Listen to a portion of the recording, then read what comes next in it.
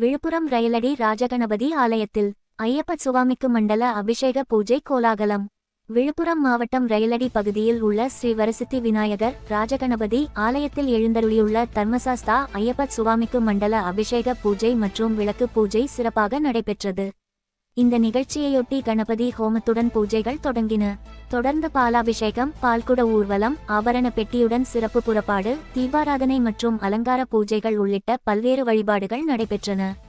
இதில் ஏராளமான ஐயப்ப பக்தர்கள் கலந்து கொண்டு சுவாமி தரிசனம் செய்து வழிபட்டனர். பூஜைகளின் முடிவில் பக்தர்களுக்கு அன்னதானம் வழங்கப்பட்டது.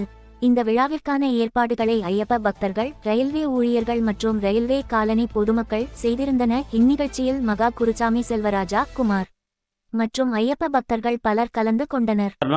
இது விழுப்புரம் ரயில்வே நார்த்து காலனியில் வரசித்தி விநாயகர்னு சொல்லிட்டு ஒரு 80 வருஷத்துக்கு முன்னாடி இது வந்தது. நம்ம சங்கராச்சாரியர் அவர் தான் வந்து இந்த பிள்ளையார் கோயிலை வந்து கட்டினார். அதுக்கப்புறம் இந்த ஐயப்பன் கோயிலை வந்து 75-80 வருஷமாக வந்து ஜம்பு குருசாமின்னு சொல்லிட்டு அவர் பராமரிச்சுன்னு வந்தார். அதுக்கப்புறம் வந்து நம்ம பழனி குருசாமி அவர் வந்து நம்ம ஞானேஸ்வரி ஆயில் மில்லு அவர் பார்த்துன்னு இருந்தார். அவரும் நானும் பார்த்துன்னு இருந்தோம். இது எனக்கு வந்து 42வது வருஷம். கார்த்திகை மாதம் 1ஆம் தேதி வந்து ஒரு 500 பேர் வந்து மாலை போடுறாங்க. 500 பேர் மாலை போடுறாங்க. டெய்லி வந்து 100 200 பேர் வந்து இருமுடி கட்டின்னு போகிறாங்க. டெய்லி வந்து மாலை போடுறது, இருமுடி கட்டுறது வந்து விழுப்புரத்தில் வந்து ஃபஸ்ட்டு உருவான ஒரு ஐயப்பன் கோயில் இது தான். ஒரு 80 வருஷத்துக்கு முன்னாடி ஃபஸ்ட்டு உருவான ஒரு விக்கிரம் வந்து இவர் தான். இவர் பார்த்தீங்கன்னா சபரிமலையில் இருக்கிற விக்கிரம் மாதிரியே இருக்கும்.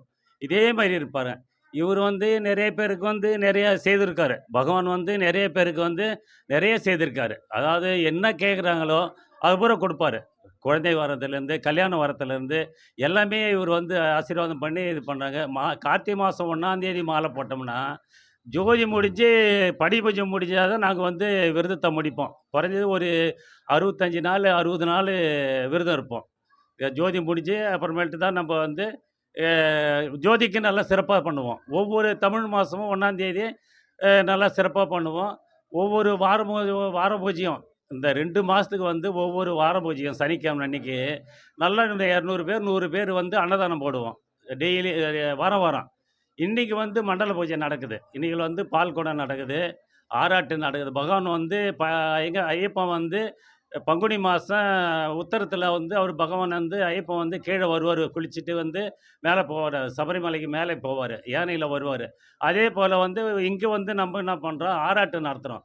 இவர் வந்து இப்போ இன்றைக்கி வந்து அவருக்கு ஒரு மண்டலம் முடிஞ்சு இவருக்கு வந்து இன்றைக்கி ஆராட்டு நடக்குது. ஆராட்டு, பால்குடம், அன்னதானம். குறைஞ்சது ஒரு 1000 பேருக்கு வந்து இன்றைக்கி அன்னதானம் செய்கிறோம்.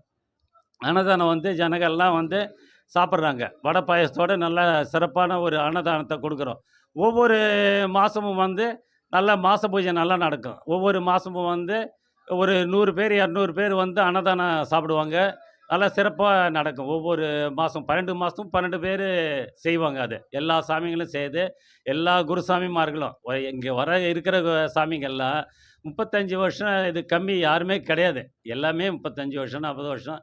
எனக்கு வந்து இது வந்து 42வது வருஷம். ஆனால் தொடர்ந்து போயின்னு இருக்கோம். தொடர்ந்து வந்து சபரிமலைக்கு வந்து பகவானை வந்து பார்க்குறோம். தொடர்ந்து பகவானை பார்த்துட்டு எல்லாரும் அனுப்பிச்சிட்டு கார்த்திகை மாதம் மார்கழி மாதம் எல்லாம் முடித்து பகவானை எல்லாரையும் அனுப்பிச்சி விட்டு கடைசியில் தான் நான் இருமுடி கட்டின்னு பயணம் போவோம். அதாவது பொங்கல் கழிச்சு படி பூஜைக்கு தான் போவோம்.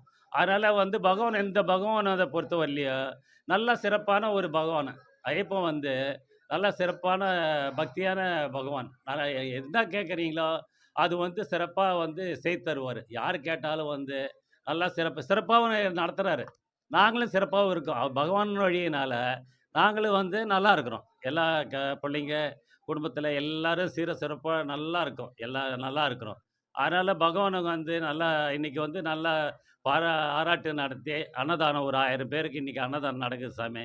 அதனால் நல்லா சிறப்பாக இருக்குது சாமி. செல்வராஜ் சாமி, செல்வராஜ் குருசாமி.